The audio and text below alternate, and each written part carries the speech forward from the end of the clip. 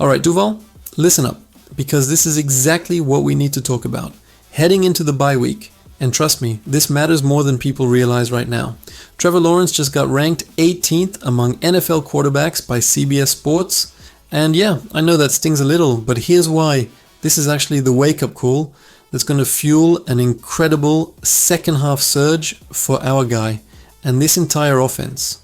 Let me break this down for you because there's way more to be excited about than worried about, despite what the national media wants you to believe.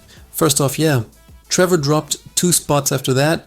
Brutal 35-7 beatdown we took from the Chargers. But let's keep it real. That game was an absolute disaster across the board. And you can't pin that entire mess on number 16. The offense, the defense, the coaching, the execution, everything fell apart simultaneously. And sometimes you just have one of those games where nothing clicks and you get embarrassed on national television. It happens even to the best teams and the best quarterbacks in this league. But here's what gets me fired up about where we're actually at right now. We're sitting at 4-3, which is exactly where we needed to be at the bye. And we've got Trevor Lawrence, who despite some struggles, is showing the kind of maturity and growth that franchise quarterbacks need to develop during their career trajectory. Now, CBS Sports has him ranked behind Daniel Jones at 13 and CJ Stroud at 17 in our own division, and honestly, that's laughable when you really dig into what Trevor's been dealing with this season. The offensive line has been inconsistent at best and catastrophic at worst in terms of pass protection, and Trevor's been getting hit way too much and pressured on nearly every other dropback. You can't evaluate a quarterback fairly when he's constantly under duress and doesn't have clean pockets to work from, and that's been the reality for most of this season. Liam Cohen even acknowledged this, saying sacks are on all 11 guys, not just the quarterback, and that's the kind of accountability we need from our coaching staff right now. But here's where I get genuinely excited about the second half of this season. Trevor has significantly cut down on turnovers over the last 4 weeks, which was one of the biggest concerns coming into the year after last season's interception problems. He's taking care of the football, he's making smarter decisions, and he's not forcing throws into coverage like we saw too often in previous years. That's massive growth that shows a quarterback who's learning and adapting within Liam Cohen's system. Yeah, we've only scored 19 points over the last 2 weeks, but the defense has actually been carrying us through most of this 4-2 start before the Chargers game, and that's not necessarily a bad thing because it means when the offense does click consistently, we're going to be a really dangerous football team. Trevor's talent has never been in question, and anyone who's watched him since his Clemson days knows he's got all the physical tools you want in a franchise quarterback.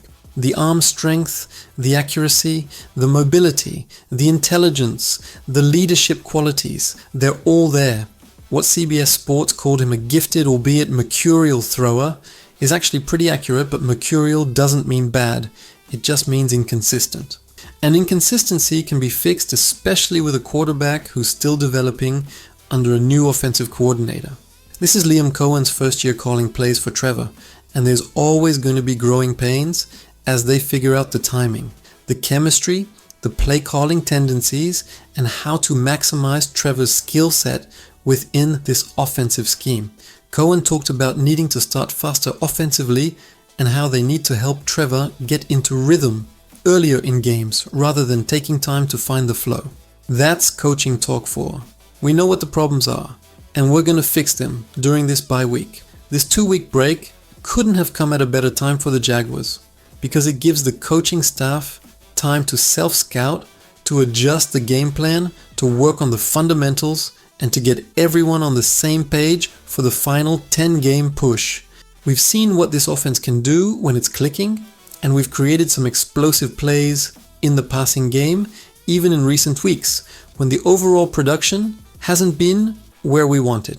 The expectation coming into this season was that Trevor and this offense would take a significant step forward under Cohen's play calling, and while we haven't seen that consistently yet, there's absolutely no reason to panic or lose faith. We're 4-3, we're in the playoff hunt, we've got a manageable schedule coming up, and we've got a franchise quarterback who's showing improvement in key areas, even if the overall numbers don't jump off the page yet. Trevor's completion percentage, his decision making, his pocket presence, these things are all trending in the right direction. And once the offensive line figures out the protection schemes and the receivers start winning more consistently at the point of attack, this offense is going to explode in the second half. Let's talk about the AFC South for a second, because having Daniel Jones ranked ahead of Trevor is genuinely insulting and shows that these national rankings don't always reflect reality or context. CJ Stroud at 17 is fair because he's having a bit of a sophomore slump himself, and the Texans offense hasn't been nearly as dynamic as last year.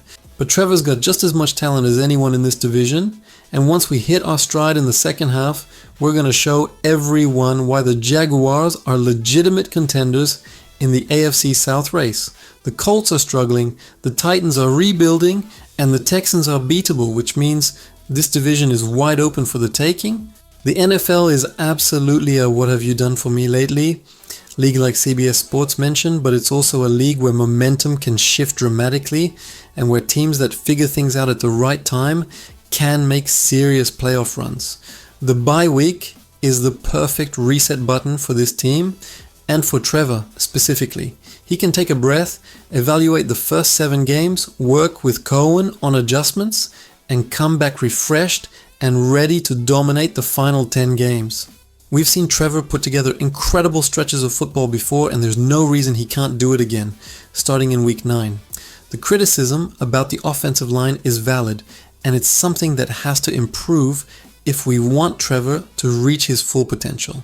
You can't expect any quarterback to perform at an elite level when they're constantly under pressure and constantly having to escape the pocket or get rid of the ball early. Cohen mentioned they can't take so many sacks, and that's on everyone.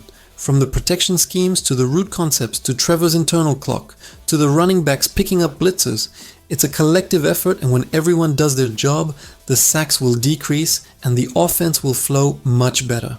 What excites me most is that Trevor's standing in there, taking shots and making throws even when he knows contact is coming. That's the kind of toughness and confidence you need from your franchise quarterback.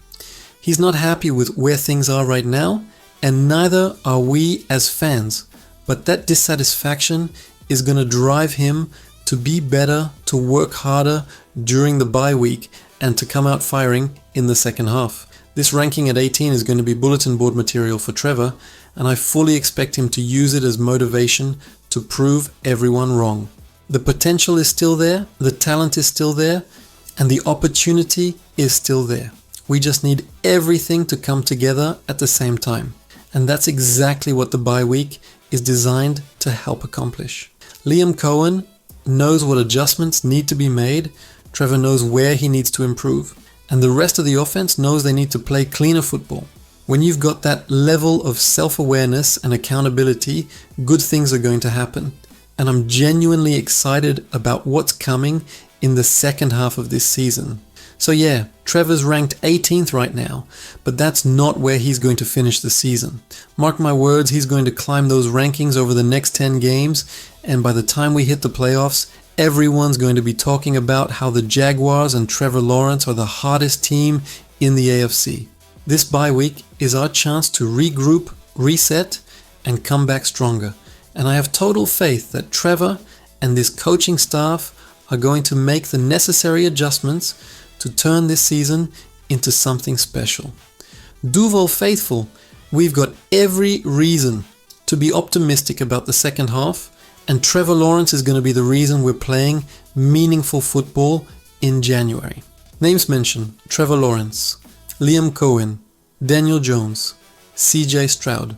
Summary: Trevor Lawrence ranks 18th among NFL quarterbacks at the bye week, dropping 2 spots after the Chargers' loss, but has shown improvement in reducing turnovers, and the Jaguars sit at 4-3 with opportunity for a strong second half surge under offensive coordinator Liam Cohen. Don't forget to smash that subscribe button and hit the like if you're ready to see Trevor Lawrence dominate the second half of this season. Quick question for you, Duval. Do you think Trevor Lawrence will finish the season as a top 10 quarterback? Drop your answer in the comments. A, absolutely he's going to ball out. Or B, not quite, but he'll be close. Let me know what you think.